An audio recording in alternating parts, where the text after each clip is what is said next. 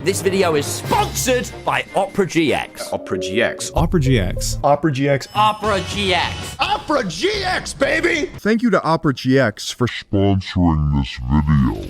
If you're watching this, you're likely familiar with the disturbing revelations we've uncovered about Opera GX. From its dubious ties to China and its concerning data practices, to its hidden predatory loan apps, Opera GX has proven time and time again that they cannot be trusted. For those who missed our previous video, here's a quick recap. We expose how Opera GX, despite marketing itself as a Norwegian company, is heavily influenced by its Chinese parent company, Kunlun Tech. We also discuss how the browser tracks your geolocation and reroutes data to its headquarters, making every click and keystroke a possible data point for their surveillance. But it doesn't end there. Opera GX's track record of creating predatory loan apps with exorbitant interest rates and aggressive debt collection practices has further stained its reputation. These apps exploit users, showing that the company's unethical behavior spans across various domains. In this third installment, we will dive deeper into the shady practices of Opera GX. We will explore new findings and confirm the worst fears about what they've done with your data. We'll uncover more about their invasive tracking techniques, deceptive marketing strategies, and the broader implications for user privacy and security. Has Opera GX made genuine improvements, or are they just finding new ways to mask their actions? Opera GX, while marketed as a gaming-centric browser with unique features, has faced significant criticism for practices that many argue exploit its users. Despite its claims of enhancing user experience, the company's data collection practices and privacy concerns reveal a troubling reality that users may be unaware of. While Opera claims that the data is anonymized and used solely to improve user experience, there's evidence to suggest that this data can be and often is used for invasive purposes. Users are generally unaware of the extent of data being collected and how it's being used, with evidence being from their HTTP requests found via Fiddler. Opera's promotion of its free VPN service as a privacy solution is very misleading. The so-called VPN is essentially a proxy service that reroutes user traffic through Opera servers without providing true encryption. This creates a false sense of security for users, while their data remains vulnerable. Proof of this is that if you go to NordVPN's IP checker with the VPN toggled, you can see that it is clearly identified as Opera Mini Proxy. Despite being marketed as a VPN, it lacks essential features such as proper encryption protocols, making it less secure than any other VPN service. This misrepresentation is dangerous because it gives users a false sense of privacy and security, especially when users pay a monthly fee to even use most of their features. Opera GX has also invested heavily in influencer marketing, leveraging the popularity of prominent YouTubers to promote their browser. Channels with millions of subscribers are often seen talking about how Opera GX is the ultimate browser for gamers, highlighting features like its integrated VPN, customization options, and gaming-centric tools. However, these endorsements come with significant ethical concerns. The influence of popular YouTubers can shape the opinions and behaviors of their audience, often young and very impressionable. When these influencers promote Opera GX, they often fail to disclose the full extent of the browser's activities, making it appear as a privacy-friendly and secure option for users. Influencers have a responsibility to provide accurate and transparent information to their audiences, especially when it comes to products that impact privacy and security. By promoting Opera GX without disclosing anything, influencers are inadvertently associated with the deceptive marketing techniques of the company. They inadvertently contribute to the exploitation of their audiences by encouraging the use of a browser that prioritizes data collection and especially profit over the security of its user base. Opera GX's Twitter account is a prime example of their strategy to engage Generation Z users. The account often posts humorous and relatable content, leveraging memes and industry jokes to resonate with younger audiences. This approach has resulted in high engagement rates, as evidenced by popular posts like the one poking fun at the Grand Theft Auto 6 leak with a Fortnite map, which not only entertained followers but also promoted significant interaction through comments and likes. However, targeting Gen Z through such engagement strategies can be problematic, as this demographic is particularly vulnerable to manipulation through social media, and the casual, relatable tone can obscure the more serious issues related to Opera. By creating a fun and engaging social media presence, Opera GX effectively masks the significant privacy risks and ethical data practices associated with their products, leading younger users to overlook these critical concerns. When I was snooping all of Opera's domains via urlscan.io, the site revealed Opera VPN's admin panels, managed by Keycloak. While the panel requires a password, the very existence of such an interface poses a significant security risk to users. If someone were to gain unauthorized access to this admin panel, they could manipulate geolocation data or access sensitive user information. This can include browser history, passwords, keystrokes, or even your exact exact IP address. Keycloak, the platform used to manage these panels, is known for its role in identity and access management, which means that gaining access to these panels could provide unauthorized users with control over sensitive user information. This poses a severe threat to user privacy and security, as it opens up numerous avenues for data exploitation and even abuse. Moreover, the presence of these two admin panels indicate a lack of security protocols within Opera GX's infrastructure, and the fact that these panels were so easily found suggests that Opera GX may not be taking the necessary precautions to safeguard user data, furthering undermining its claims of being a privacy-focused browser. URL Scan also reveals that they log both non-European requests as well as requests specifically from the EU. This segregation is likely a measure to comply with the data protection regulations enforced by the EU. This practice suggests that the data collected from non-European users may not be subjected to the same rigorous standards, potentially allowing for more extensive data harvesting. The implication of this logging is very significant, because while Opera GX appears to be adhering to GDPR requirements, it also raises concerns about privacy and security of non-European users. This dual approach indicates a willingness to exploit lawful gaps, treating user data with varying levels of care based on geographical location. Their practices reveal a pattern of deception and exploitation that extends far beyond what was previously known. From invasive tracking and deceptive marketing to data exploitation and financial misconduct, the company contributes to prioritize profit over privacy and security. This all raises a new question of what you should use, and something that I have learned from taking a look at Opera GX, Firefox, and even Chrome is that they all harvest your data in some way. So it's only a matter of how safe you want to be when searching the internet. As always, thanks for watching. This has been Cubic, and I am out.